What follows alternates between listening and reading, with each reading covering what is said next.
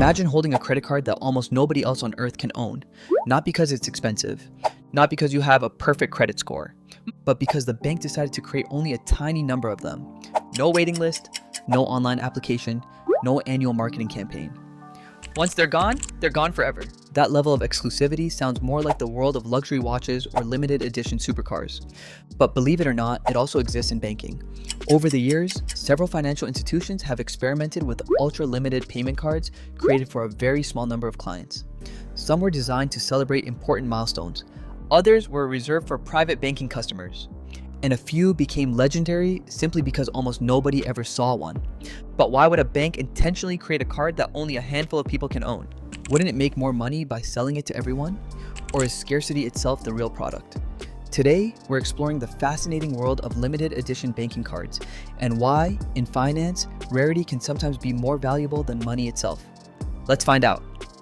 When people think about exclusive credit cards, they usually imagine unlimited spending power, luxury travel, and VIP concierge services. But there's another level of exclusivity that receives far less attention. Cards created in extremely limited numbers. These aren't just financial products. They're collector's items, relationship tools, and symbols of prestige that very few people will ever experience. By the end of this video, you'll understand why banks issue ultra-limited cards, what makes them so valuable, and why scarcity has become one of the most powerful marketing strategies in the financial industry. Before we begin, if you enjoy videos about business, investing, luxury, and hidden financial systems, make sure to subscribe because we upload videos like this every week. But before we look at some of the world's rarest banking cards, why would any bank deliberately limit the number of customers who can own its product? Why banks create limited edition cards? At first, limiting a financial product sounds like a terrible business decision. After all, banks usually want more customers. More customers mean more transactions, more revenue, and more opportunities to sell additional financial services. So why would a bank stop at only a few dozen or a few hundred cards? The answer lies in human psychology. People naturally value things that are difficult to obtain. A luxury handbag becomes more desirable when there's a waiting list. A sports car becomes more valuable when only a few hundred are built. The same principle applies to banking. Scarcity creates attention. Attention creates prestige. And prestige strengthens the bank's relationship with its most valuable clients. For wealthy customers, receiving something that cannot simply be purchased sends a powerful message. It tells them they belong to an exclusive group. Sometimes that feeling is worth far more than the card itself. But scarcity alone doesn't explain why some limited edition cards became legendary. The real story begins when banks started using these cards to reward their most important clients. When a credit card becomes a collector's item. For most people, a credit card is something that wears out over time. It sits inside a wallet, it gets replaced every few years, and eventually it's forgotten. But limited edition banking cards follow a completely different path. Some become collector's items, not because they offer better rewards, but because they represent a unique moment in banking history. Banks have occasionally issued commemorative cards to celebrate anniversaries, major milestones, partnerships, or special achievements. These cards were never intended for mass production. Instead, they were created in very small numbers and offered only to carefully selected clients. In some cases, the design itself became part of the attraction.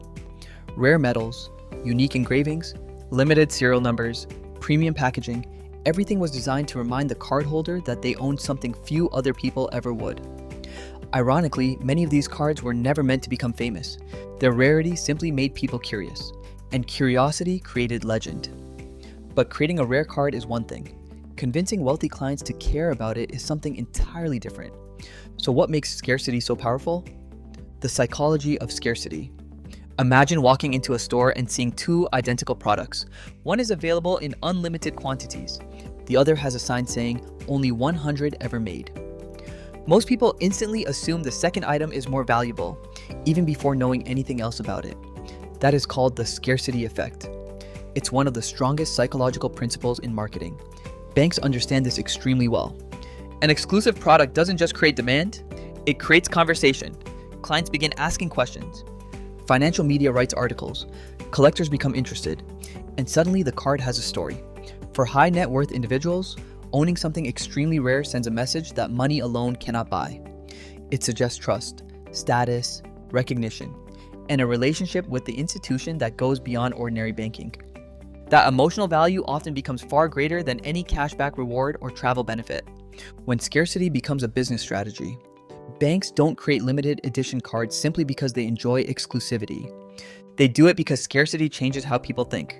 Psychologists have studied this behavior for decades.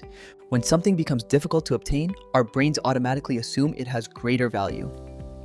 Luxury brands use this strategy constantly. Rolex doesn't flood the market with every model. Hermes doesn't allow everyone to buy a Birkin bag. Ferrari limits production of certain supercars. The waiting list becomes part of the product. Banks notice the same principle. Instead of offering a premium card to millions of customers, they sometimes create extremely limited editions reserved for a tiny group of clients. The financial value of the card may not change very much, but the emotional value increases dramatically.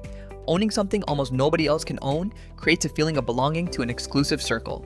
That feeling strengthens customer loyalty far more effectively than cashback or reward points ever could.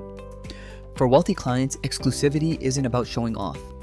It's about receiving something that recognizes the relationship they've built with the institution over many years. That's why scarcity has become one of the most powerful marketing tools in luxury finance. The product itself matters, but the story behind the product matters even more. Here's something surprising. Many of the world's wealthiest people don't actually want everyone to know which card they carry. Some limited edition banking cards look remarkably simple. No diamonds, no bright gold finish, no oversized logos. Because true exclusivity doesn't always need to be seen. Sometimes the most valuable products are the ones almost nobody recognizes. Why rarity matters more than luxury. If you have enough money, you can often buy the same watch, car, or designer item as someone else. Rarity works differently. Some opportunities simply cannot be bought. They have to be earned or offered. That is why many private banks focus less on creating flashy products and more on building long-term relationships. For their best clients, receiving an ultra-limited payment card is not really about making purchases. It's recognition, a reminder that the client belongs to a very small group whose relationship with the bank is built on years of trust. That feeling cannot be copied by simply increasing a credit limit. So, after everything we've seen, what is the biggest lesson hidden behind the world's rarest banking cards? It has very little to do with money.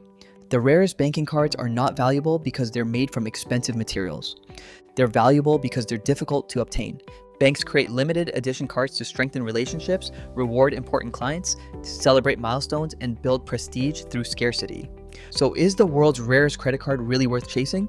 For most people, probably not.